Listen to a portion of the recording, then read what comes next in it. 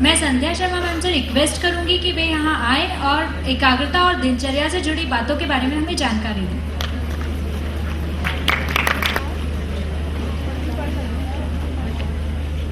Good evening students.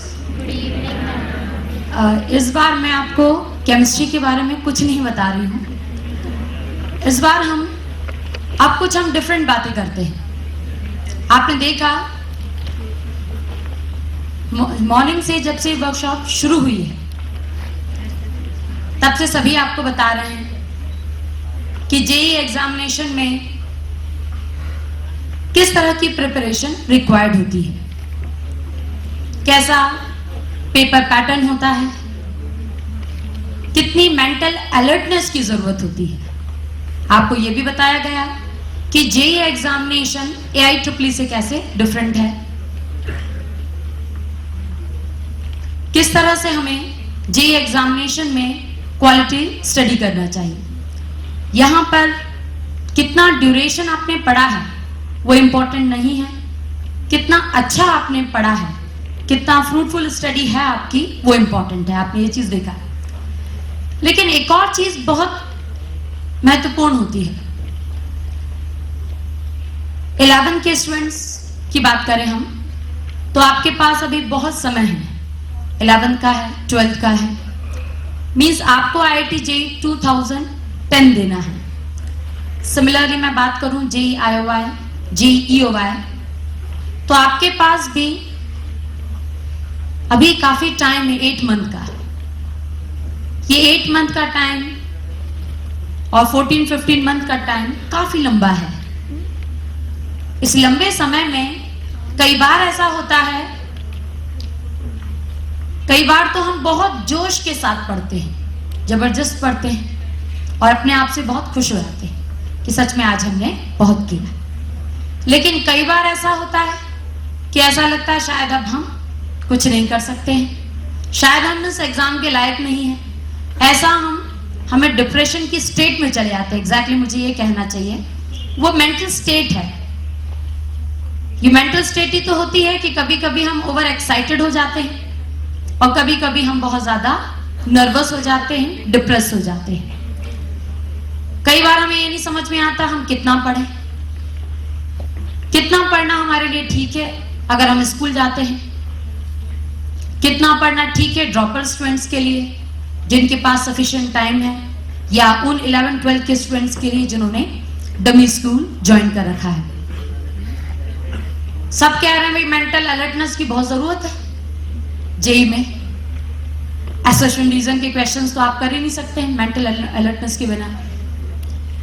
Match the column, ऐसे बहुत से क्वेश्चंस हैं जिसमें हमारा कंसंट्रेशन भी बहुत अच्छा होना चाहिए।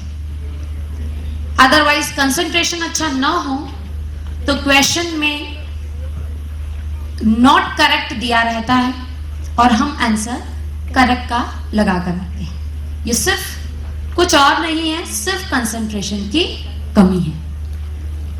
आखिर हमें क्या करना चाहिए जिससे हम मेंटली फिट रहें, एज वेल एज फिजिकली भी फिट रहें, क्योंकि आपका टाइम समय बहुत कीमती है। अगर आप 2 दिन का भी नुकसान उठाते हैं तो ओवरऑल रिजल्ट पर वो बहुत परिवर्तन लाता है। तो मैं आपको यही सामान्य सी बातें बता रही हूं। ये बातें बहुत छोटी हैं, ऐसा नहीं कि हम नहीं जानते हैं। निश्चित रूप से जो मैं कहूंगी आपको स्वयं ये बात पता है, लेकिन सवाल ये उठता है कि हम उसको कितना पालन करते हैं। कई बार हम सबके साथ ऐसा होता है कि हम कुछ गलत करते हैं और हमें खुद को नहीं समझ में आता कि हम गलत कर रहे हैं। तो ऐसे में अगर वही गलती हमारी कोई हमें रोक कर बता दे तो शायद हम उसको वहां सुधार लें और आगे जो हमारा टारगेट है उसको पूरा करने में हमें हेल्प मिले। सबसे पहले मैं जब दिनचर्या की बात कर रही हूं कि आपको कैसे बिहेव करना चाहिए, सारी चीजें बहुत छोटी होती हैं पर सभी कुछ डायरेक्टली इनडायरेक्टली असर डालती हैं आपकी स्टडीज पर। सबसे पहले मैं बात करती हूं कि आखिर स्टूडेंट्स 11-12 के स्टूडेंट्स अगर स्कूल जाते हैं तो तो वो सेल्फ स्टडी के लिए कितना टाइम निकालते हैं या निकालना चाहिए उनको। डेफिनेटली आप स्कूल जाते हैं, स्कूल में भी आप बराबर पढ़ रहे हैं, टीचर जो भी क्लास में कहती है वो भी आपको प्रॉपरली सुनना चाहिए, उससे भी आपको फायदा होता है। जीटी में आप क्लासेस अटेंड कर रहे हैं, उसके अलावा आपको सेल्फ स्टडी में अराउंड 3 to 4 आवर्स देने चाहिए। सेल्फ स्टडी में अराउंड 3 to 4 आवर्स देना चाहिए, क्योंकि सुबह से जो डिस्कशन चल रहा है उसमें ये चीज भी बहुत इंपॉर्टेंट है कि सेल्फ स्टडी बहुत इंपॉर्टेंट होती है। फॉर एग्जाम्पल से कॉम्प्रहेंशन के लिए कहा गया है कि आप सेल्फ कितना सीख सकते हैं, तो आपकी सेल्फ स्टडी डेफिनेटली बहुत इंपॉर्टेंट है। तो स्कूल के साथ अगर आप डेली स्कूल जाते हैं तो आपको 3 to 4 आवर्स तो स्टडी करनी ही है। इन केस आप ड्रॉपर हैं, JEE और 11th-12th में भी आप अगर आपने डमी स्कूल ज्वाइन किया है तो निश्चित रूप से आपका स्कूल वाला समय बचता है। और ऐसे में सेल्फ स्टडी के लिए आपको भरपूर टाइम मिलता है, तब आपको around 8 to 10 hours self study करनी होगी। कब? अगर आप JEE बैच में हैं, मींस ड्रॉपर बैच में हैं और आपने 11th-12th में डमी स्कूल ज्वाइन किया है तो आपको 8 to 10 आवर्स सेल्फ स्टडी करनी है। तो ये तो मैंने आपको टाइम बताया। डेफिनेटली टाइम कब करेंगे ये पूरी तरह से आप पर डिपेंड करेगा, लेकिन इस ड्यूरेशन में आपको कैसे पढ़ना चाहिए, कितना पढ़ना चाहिए, टाइम के अलावा कितना स्टडी करना चाहिए, उस टाइम मैनेजमेंट में आपको सबसे पहले तो जो आप जीटी आते हैं तो एक दिन के लेक्चर में जो भी 2 और 3 लेक्चर्स होते हैं, उन लेक्चर्स का आपको जो भी होम असाइनमेंट मिलता है वो तो आप सभी को डे टू डे कंप्लीट करना जरूरी है। वो फर्स्ट प्रायोरिटी पर है, जिससे उस टॉपिक का जो कंटिन्यूटी है वो बनी रहे।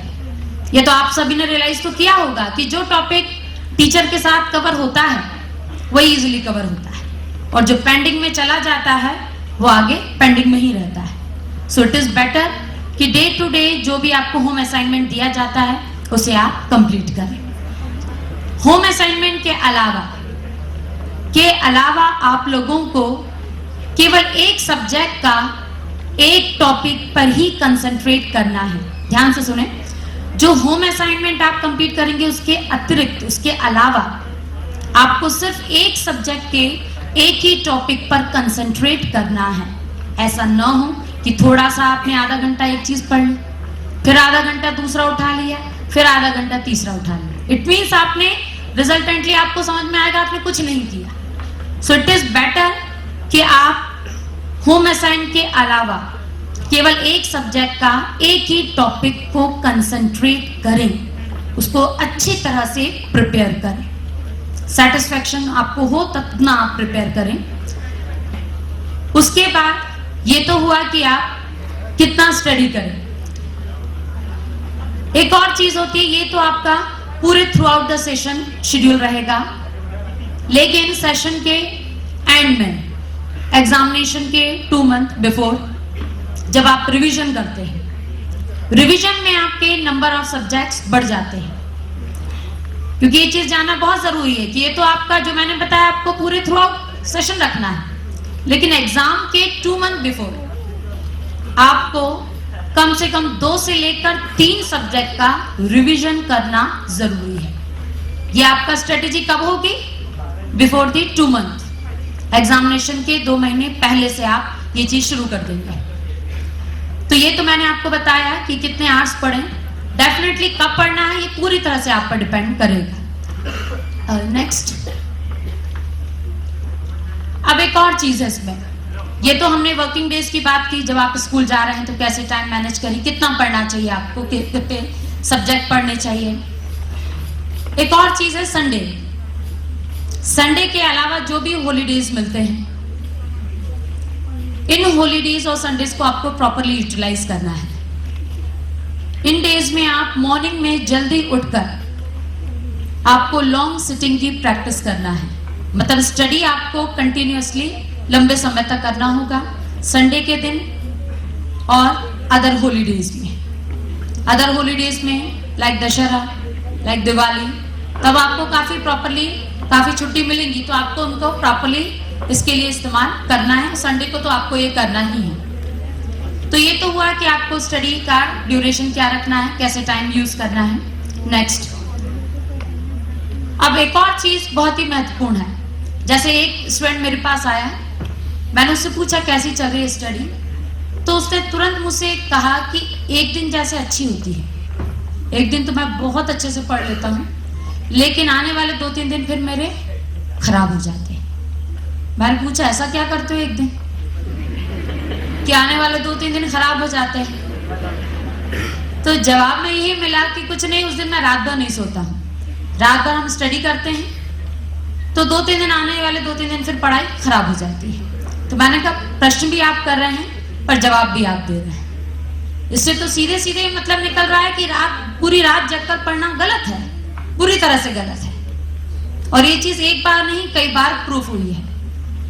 जेईई 2007 में एक स्टूडेंट था अपने जीटी का, रोहित ढींगरा।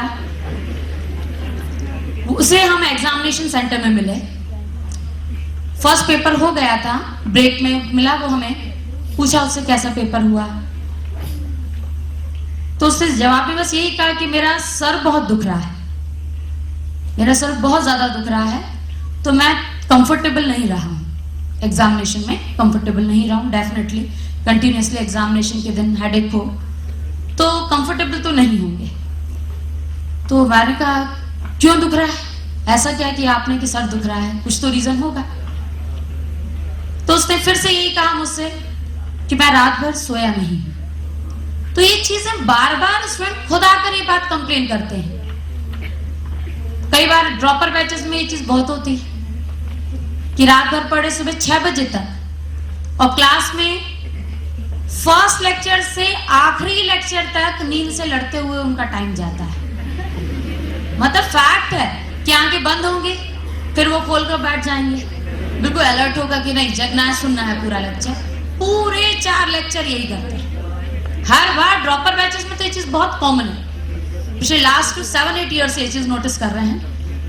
और उतने में देखकर समझ में आता कि पक्के में रात भर सोया नहीं है। 6 बजे उठा होगा और उठकर तैयार होकर 8 बजे तक इंस्टीट्यूट में आ गया, 8:15 से लेक्चर होता है। तो मीन्स ये चीज बार बार प्रूफ कर रही है, और ये चीज हमें समझना बहुत जरूरी है कि जेईई का प्रिपरेशन ऐसा है ही नहीं कि एक दिन तो आप कहें कि हमने रात भर पढ़ लिया और फिर 3 दिन आप पढ़ ही नहीं पा रहे हैं, कंसंट्रेट ही नहीं कर पा रहे हैं। तो ये तो पूरी तरह से गलत है।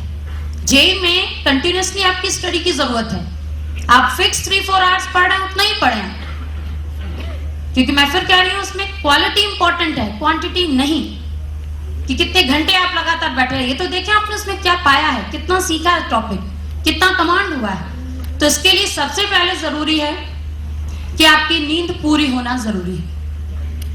ये चीज बहुत अच्छे से समझ लें कि मेंटल अलर्टनेस के लिए नींद प्रॉपर होना जरूरी है। प्रॉपर इट मींस ना तो वो नींद कम हो और ना वो नींद बहुत ज्यादा।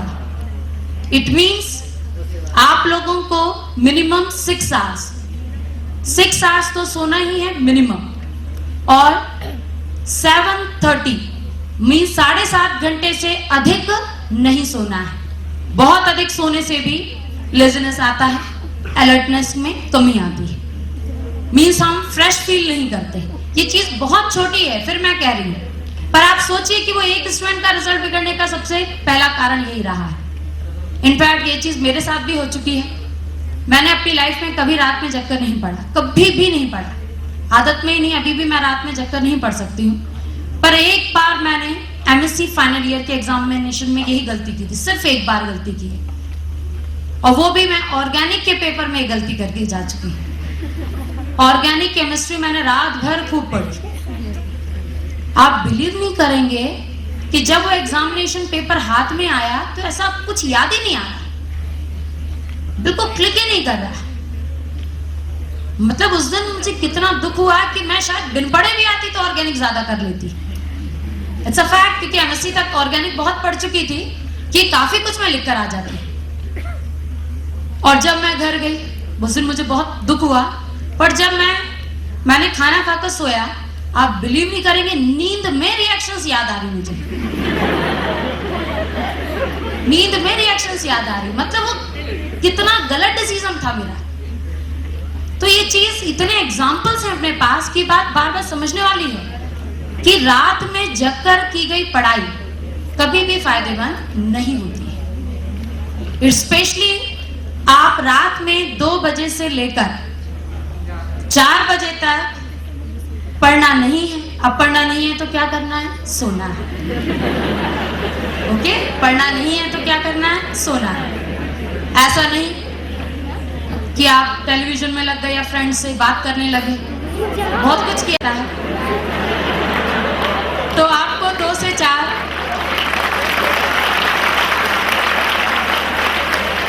तो आप लोगों को 2 से 4 तो कंपलसरी है कि नींद लेना ही है। तो इस चीज को बहुत अच्छे से समझें आप कि जेई में मेंटल अलर्टनेस की बहुत जरूरत है। आपका कंसंट्रेशन बहुत अच्छा होना चाहिए, क्लास में भी अच्छा होना चाहिए, आप जब अपनी सेल्फ स्टडी करें तब भी अच्छा होना चाहिए। और ये प्रैक्टिस है पूरी, जो आप अभी से करते हैं और एग्जामिनेशन तक करते रहेंगे